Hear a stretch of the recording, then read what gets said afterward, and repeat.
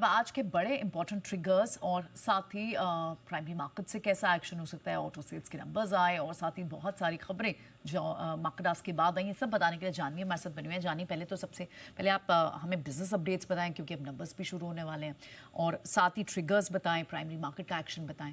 Good morning. अगर trigger से आज की शुरुआत करें तो नज़ारा टेक्नोलॉजीज, इसका जो ओपन ऑफर है प्लूटस वेल्थ के द्वारा वो बंद हो जाएगा। 26% का ये ओपन ऑफर था जिसका भाव 990 तय किया गया था, तो आज ये बंद होगा। आईपीओ अपडेट के हिसाब से देखें तो दो ऐसी कंपनीज हैं जिनकी आज लिस्टिंग होगी, जिसमें एचडीबी फाइनेंशियल्स की लिस्टिंग है। सब्सक्रिप्शन देखें तो 17.6 टाइम्स पूरा इशू जो है वो सब्सक्राइब हुआ था, तो इस पर एक नज़र है। साथ साथ संभव स्टील ट्यूब्स, इसकी भी जो है आईपीओ की लिस्टिंग होगी, 30 गुना ये पूरा इशू सब्सक्राइब हुआ था। दोनों ही काउंटर्स आज लिस्ट होंगे। इंडिया वर्सेस इंग्लैंड का आज सेकंड टेस्ट है 3:30 बजे, तो वहाँ पर भी स्पोर्ट्स के मैदान से भी एक्शन आएगा। आज एक नया आईपीओ जो है बाजार को वो हिट करेगा, क्राइजैक लिमिटेड करके। जो आईपीओ है 4 जुलाई तक खुला रहेगा। अगर प्राइस बैंड देखें तो 233 से 245 तय किया गया है। लॉट साइज 61 शेयर्स का है और इशू साइज देखें तो 860 करोड़ का है, लेकिन जो पूरा का पूरा जो इशू साइज है वो एक ऑफर फॉर सेल है। कल एंकर बुक से कंपनी ने लगभग 258 करोड़ जो है वो जुटा चुकी है, जिसमें बड़े नाम जो सामने आए ICICI fund, Motilal Oswal funds, बंधन फंड्स, साथ साथ अगर देखें तो अलायंस म्यूचुअल फंड्स के भी जो काफ़ी सारे फंड्स हैं वो भी आते हुए दिखे हैं। कल कुछ नंबर्स बच गए थे पोस्ट मार्केट आने ऑटो सेल्स के, जिसमें हुंडई के अगर देखें तो नंबर्स जो आए हैं वो अनुमान से बेहतर आए। कुल बिक्री अगर देखें तो 6% से घट के आई है। हमारा अनुमान था कि ज़्यादा घट के आएगी। लगभग 6,924 यूनिट्स की जो बिक्री हुई है वो इस महीने हुई थी। मारुति की अगर देखें तो जो बिक्री है वो अनुमान से कमज़ोर आई है। टोटल बिक्री 1.87 लाख यूनिट्स आई है, जो पिछले साल के मुकाबले 12% घट चुकी है। तो यहाँ पर मारुति के जो नंबर्स है काफ़ी अनुमान से कमज़ोर है। हीरो मोटोकॉर्प के भी अगर देखें तो जो बिक्री आई है वो अनुमान से कमज़ोर है, 10% से तो हालांकि बढ़कर आई है, लेकिन फिर भी देखें तो जो बाजार का अनुमान था उससे कम आई है। अगर Q1 अपडेट्स की बात करें तो लॉयड्स मेटल एंड एनर्जी इन्होंने अपना Q1 अपडेट दिया है, जिसमें उन्होंने कहा कि जो डायरेक्ट रिड्यूस्ड आयरन प्रोडक्शन है उसमें 3% की बढ़त आई है।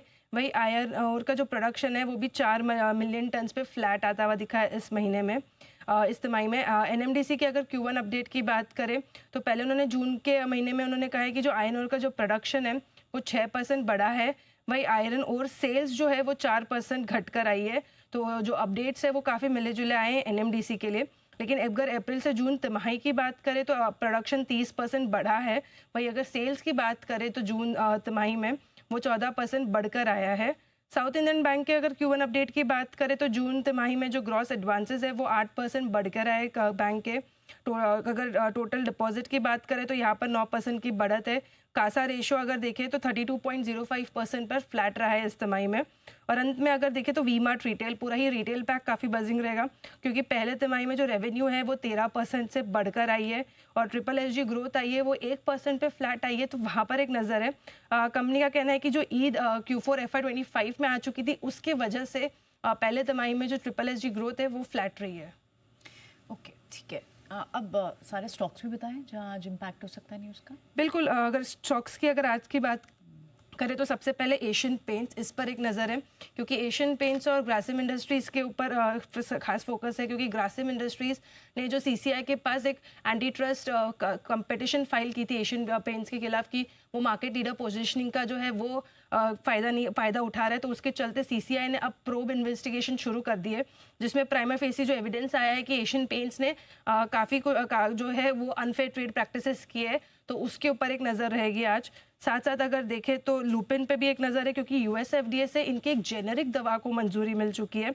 अब अगर देखें तो जो दवा का जो इस्तेमाल है वो 180 दिनों के लिए कंपनी को एक्सक्लूसिविटी जेनेरिक एक्सक्लूसिविटी मिला है, और जो दवा का इस्तेमाल है वो कॉक्यूलर सर्जरी के बाद जो इन्फेक्शंस होते हैं उसके लिए किया जाएगा। तो यहाँ पर एक नज़र है। और अगर देखा जाए तो IQA के हिसाब से लगभग यूएस में इस दवा के जो सालाना बिक्री है वो 250 करोड़ की है।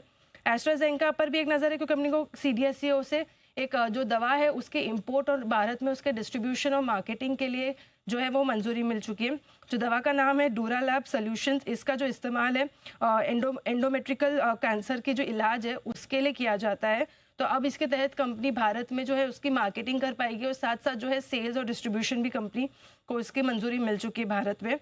ड्रीम फोक्स पर एक खबर है, क्योंकि काफ़ी पहले ये खबर भी आई थी कि एक्सिस बैंक और आईसीआईसीआई बैंक दोनों ने जो अपने कुछ प्रोग्राम्स है वो बंद कर दिए थे। तो उस टाइम कंपनी ने कहा था कि ऐसा कुछ नहीं है, लेकिन अब कल कंपनी ने अपडेट दिया है कि एक्सिस बैंक और आईसीआईसीआई बैंक दोनों ने जो कंपनी के पास कुछ प्रोग्राम्स थे उनके, वो रद्द कर दिए हैं गए।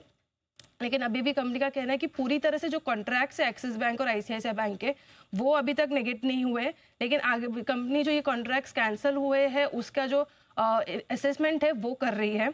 मॉइल में भी कंपनी ने अपनी जो कीमतें हैं वो बढ़ा दी है। उनके जो सारे ही आयरन ओर के ग्रेड्स है उसकी जो कीमतें हैं वो 2% से कंपनी ने बढ़ा दी है। तो यहाँ पर भी एक एक्शन होगा।